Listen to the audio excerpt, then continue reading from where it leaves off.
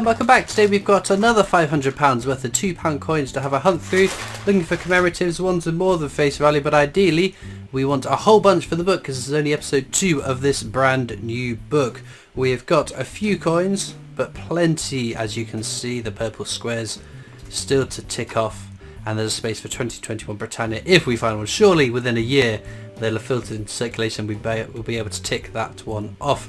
Obviously things like Navy Centenary, flag error, I've got a space for it because it's an interesting variant that adds value. I don't do that with all different variants that add value, like the edge inscription errors and things, but it's just always, this has been the way it is and this is the way it'll stay, so my book, my rules. Okay, that being said, let's get into this bag, see what we do find.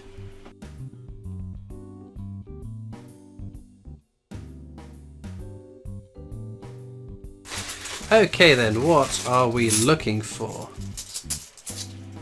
First coin is Technologies. That's the definitive design running from 97 up to 2015 when it changed to Britannia. There are some low minted years naturally, or lower minted years, just not low enough I think they're worth keeping.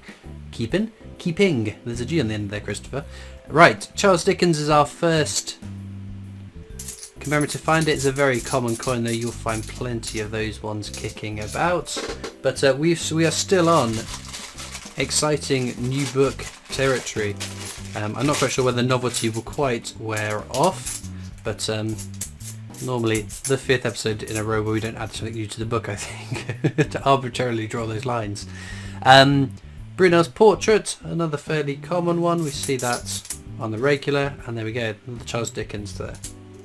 Pop the other one. Act of Union, nice coin, but again another common one, and nothing else. So this is always part of the book where I've got no idea what's new for the book and what I need and what I don't need. It needs to be at least down to at least 5 left. No, it needs to be down to 5 left, not at least 5 left. We need under 5 or under is what I'm trying to say. Brunel's Portrait again. Once we're down to that territory, then I can start remembering what is new for the book. I can take a guess. I don't think any of those 3 are new ones for the book. Or maybe Brunel's Portrait. Not 100% sure. Not 100% sure. This is the Gunpowder Plot. Hopefully that's not a new one for the book because that's quite a dirty one. And although I don't really fuss and fumble around with changing quality coins out, generally speaking, my principle of I keep really nice shiny ones that shouldn't be really nice shiny ones. If I ever wanted to swap them out, then I have the ability to do so. But anyway, I don't know what I'm prattling on about or what my direction of flow was there. So let's do an edge inscription hunt, shall we? We can wrap our fingers around this bag. Right, so Standing on the Shoulders of Giants is the Isaac Newton quote, which is on the Technologies design. So we've got of the standing shoulders of giants, giant shoulders standing. So sadly, I think that's going to be a case of the diddlies, which it is. Let's try again. We will find something. Not the longest dry streak I've had on bags not having any commemoratives in. Right, standing, the shoulders, standing. Yep, the shoulders, standing, shoulders. 2 in a row. Okay, double diddlies. Right, let's triple down then. Surely we can't get triple diddlies, that would be catastrophic. Okay, shoulders, on the giant shoulders of giants. The shoulders, standing, giants. Okay, triple diddlies. Now that makes me want to go one more time. We won't get quadruple diddlies, will we now? Surely not. Unfathomable. Right at the bottom there. All the world's stage should be Shakespeare's comedies. Which it certainly is. Beautiful find. A lovely coin over face value. Not one we need for the book. I do know that. Right. Check the rest of the bag. Giants of giants standing. The shoulders giants. The shoulders standing. So, we didn't get to quadruple diddlies, thankfully. That would be pretty rubbish. And now I can actually see that goes down to there. So obviously the ones that are over face value live at the bottom row, where they live. Live at the bottom row where they live. What am I on about? Oh, that's going to be something. Almost flipped it. It's Jodie Clark portrait, so it's definitely something. Army Centenary, so one for the counters. Naturally we've got counters just like we have in the previous books. We've got some new ones. We've added VE Day. No, we haven't added that one. That was last time. So we've added the Triple Shakespeare, counters, Lord Kitchener and Army Centenary. This is one of those. So country, for king, and, which is what this edge inscription should be. It's just that some of those have been found with the Great Fire of London edge inscription, which is quite exciting really.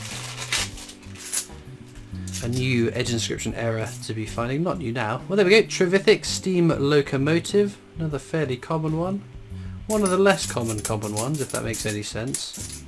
Not as common as, say, the VE Day anniversary, but not uncommon enough to constitute being over face value. Now, naturally, any coin can be over face value. There are plenty of people that can't access change, or if you, I don't know, need a certain coin to finish your book, maybe you'd pay a bit more than the face value for it. Charles Darwin there, that is a new one for the book I believe. Nice quality one as well, that one. It's a bit scuffed, but it is fairly shiny considering, when did that circulate from? 2009, so which is more years ago than I care to think about, so we won't dwell on the thought of time passing as it ever does. But yeah, so there's also people abroad that maybe like UK coins and will pay more than face value for a coin that is very common to us, which obviously wouldn't be in, say, the United States. And likewise, there are plenty of us that will pay over face value for the Park and State Quarters, for instance, which are very common over there. DNA Double Helix, another very common one, but is a really beautiful design, that one. We've got another chance. Army Centenary. Check the edge inscription. Country. So yeah, not too exciting. Nor is the rest of that bag.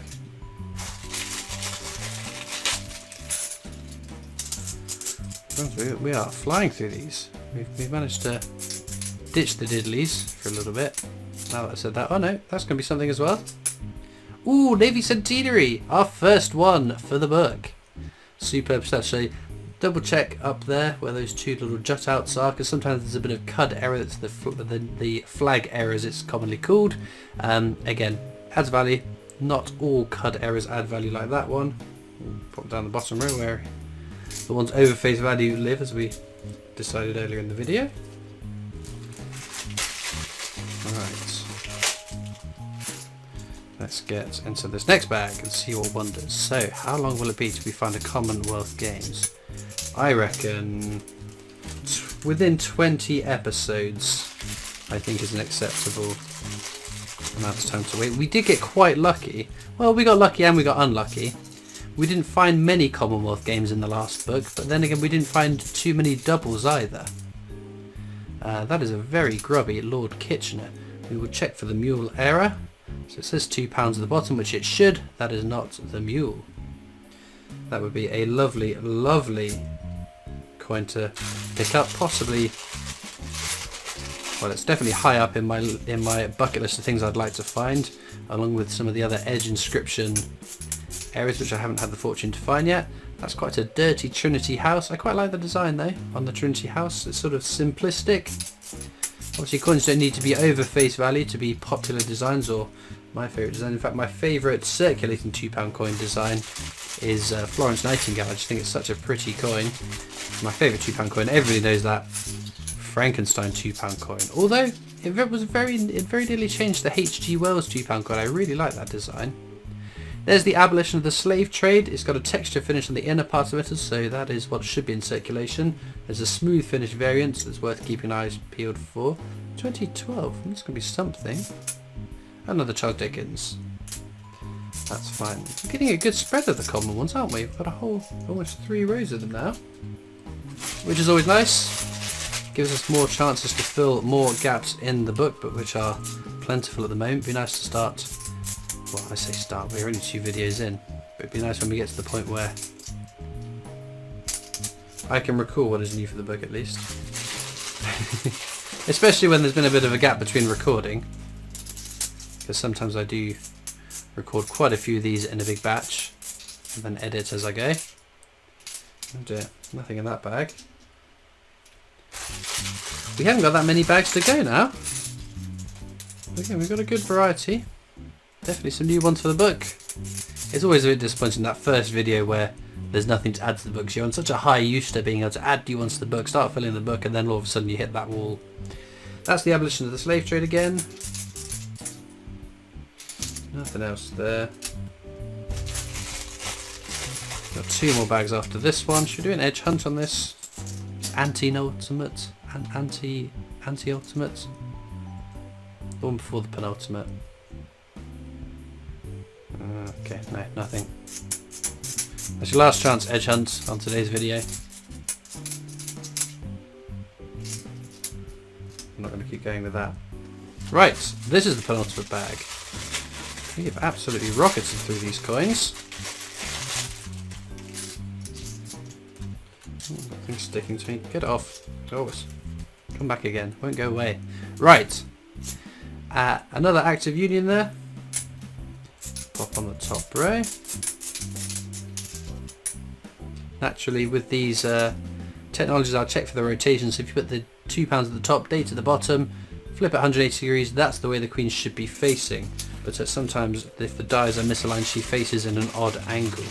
Sometimes more odd than others. But this is the last bag of this bag. So for those that watch this from the video, you might be interested to know I have a coin collectors Discord server. You can click the link in the description to come join that. That's Trinity House. Just pop down there. Oh, there's another Navy Centenary. 2 Navy Centenaries. Very nice. It's a scarce coin. I'm very lucky. I do tend to find a fair few of these. I don't know why, but I'm quite happy with that because, again, it is one of my more favoured designs. Now, if you're not in Discord, you can also catch me on Facebook, Instagram, Twitter, TikTok. There's the PO box you can write into, and the Britannia Coin Company's YouTube channel, which I make videos for as my day job. So do click those links and go check them out as well, please. So I'm going to check the coins off to the side for rotations, commemoratives for edge inscription and rotation errors as well. So this is why it's worth double checking. 2015 technologies, rotate at 180 degrees, and the queen is facing the wrong way. So a rotation error, superb find if you ask me. In terms of new ones for the book as well, we've got 2, 4, 6, 8. Oh, I'm never going to remember all these. Okay, so gunpowder plots. Yes. Going to tick them off as we go. Steam locomotive. Yes. Brunel's portrait. Yes, that's 3 down. Abolition of the slave trade. Charles Darwin. I'm going to go back to this page because we missed DNA double helix. And then 2 more should be easy finds. Trinity House. And World War I Navy Centenary. In terms of star finds then, it's got to be one of these 4 if you ask me, but as ever, let me know down in the comments which is your favourite coin from today's hunt, and all it leads me to do is thank you so much for watching. I hope you've enjoyed, and I'll see you next time for more coins. Bye!